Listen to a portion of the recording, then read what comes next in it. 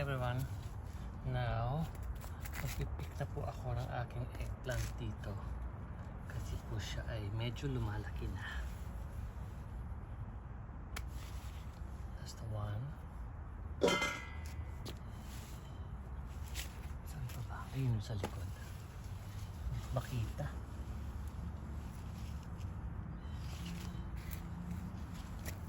Ito. Tsaka ito. Sana hindi mali yung ano kung naputol. Ayan, tama. Ayan siya. Ayan, tatlo na yan. So, ayan. Ang ganda ng mga eggplant ko. Everyone.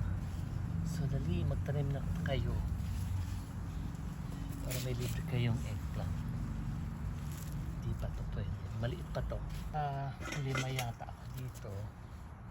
Nakalima po akong eggplant. Ayan. So, tara. Ito naman tayo sa cucumber.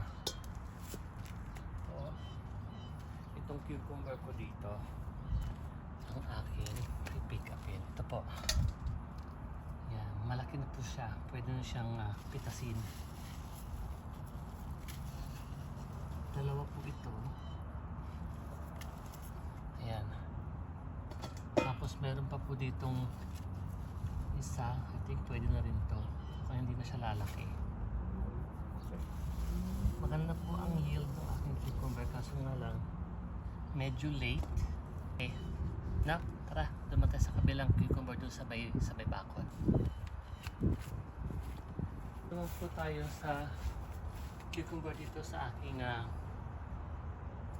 sa may bakod. Pero po dito yung dalawa na kinakailangan ko ng pitasin din.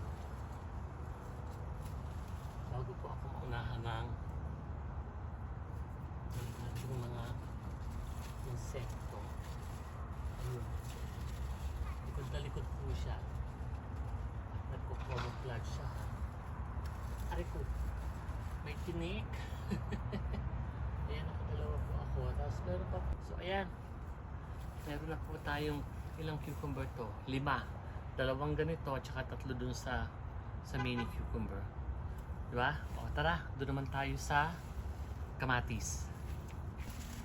Ayan, dito naman po tayo sa aking tomatoes. Ayun o. Ito po yung kamatis. 2 lang po yun eh. Ayan. Ay. Ayan, ang isa. Asan pa yung isa? Ayun. Ayan siya. Ang ganda. Ayan. Ayun. Ang layo. Ang ganda na aking tomatoes. Ano po? Ayan. So, ayan. Meron tayong 5 eggplant, 2 tomatoes, and 2 malaking cucumber, tsaka 3 mini. So, maganda po ang yield. So, hopefully magtuloy-tuloy. You know?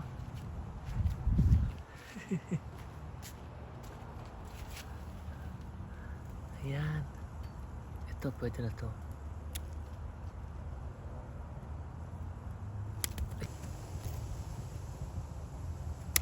Ay, ang laki. Ganda, no? Buti na lang nakita ko.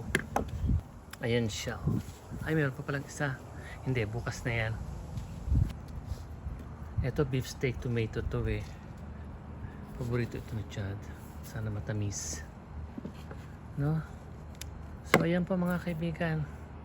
Salamat and hopefully na-enjoy nyo ang aking mumunting backyard garden. Ayan po. And excited ako sa turnips and sa carrots. Yun na lang ang hindi ko pa natitikman. Diba? So thank you so much sa panonood. And magkita-kita po ulit tayo sometime. Okay? Just remember, keep on planting para merong aanihin. Sure yan.